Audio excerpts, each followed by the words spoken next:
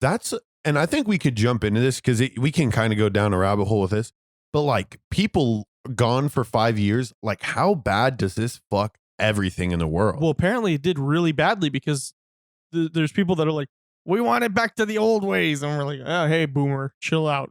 It's been only 5 years. It hasn't been 6 generations. But I want to know, like, do they spawn back? Do they appear back where they disappeared from? I've heard about this before. Because I want to know, like, if they're in an airplane and they, like that TikTok. That's what everybody said. Like, what happens to the people that got snapped on a fucking plane? I'm alive. Oh. Okay. The film people, Kevin Feige and those fellas, I think they took to social media and finally just answered it. They're like, basically in Endgame, the Hulk, he wears the fucking glove, he has the stones, and he's like, I wish everybody would come back to life. Okay. And however he like put the order in the mobile app or whatever. Okay. However he entered the however he said it, he was considerate, and this is part of like they really did it because Hulk's the only one who had like the physical body to handle the shock. But it was also fortunate that Bruce Banner is so intelligent. He placed the order in a way to where the people who were like in planes and such, they were put down and like onto the earth safely. So that's fine. I don't believe it. I want to hope. I hope that there were some people that were just like, ah! Oh, I died in a submarine. Comes back. The submarine's not in the exact spot that they disappeared from, so they just dude. Well, yeah, because I mean that was just a lone example. Obviously, the people spawning back, that's pretty major. But there's like a lot of other things. Can you imagine? I think there's got to be somewhere in this MCU in which relationships, like, your wife or your husband or somebody, like they move on, right? Like there's got to be like some sort of redemption love story here, and I guarantee you it's going to be Paul Rudd and the Ant-Man, like, like I loved you, you know what I mean? And he's going to somehow have to win his love back. I'm not sure if he's got a wife and anything, but wasn't he divorced? I thought he was. I don't know. Divorced. Paul Rudd just seems like or Ant-Man seems like a. I know he seems like the my wife left me type. No, he seems like he was like a great person at sex because he's able to get in all the nicks and crannies. Like he's able. I'm gonna get into your folds, girl. He's so small he can sit on the clit. I'm Pickle Rick.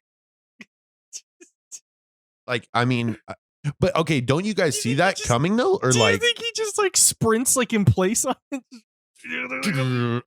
And now he's boxing the clit like one of those, like a fucking speed bag, dude. What a guy. This episode has gone way the fuck down the drain. What I hope is Stan Lee is like listening and saying like, God damn it, hire these kids. Yeah. Excelsior. I see what you mean. Like, I noticed with the shows so far, like they're smart and they're taking the world building from Endgame, which was the blip. Motherfuckers got snapped. They came back. Both shows play off of the shit that happened. Like in WandaVision, there was a scene where everybody was coming back and it was just chaos. Nobody knew what the fuck was going on. And like, for example, the organization, what were they called in WandaVision? With the helicopter symbol? Worm? Sword. It was Sword. Yeah, because they handle sentient weapons. So Sword, one of the like lead people of Sword got snapped out of existence. Some other dude came to power in the organization, and when the lady came back from getting blipped back, he was in charge. So like they kind of like butt heads. So it's like a work relationship in a sense. Kind of, yeah. Yeah. I think that's got to be one of the pluses in the superhero world for me, and just like a lot of common people too, because like I know, like I feel there's 3 different kinds of people when it comes to superheroes. There's people that absolutely don't give a fuck, will never give a fuck.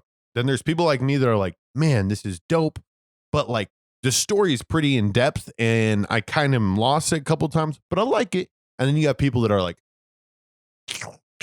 all over it. You know what I mean? Like that's their fucking shit.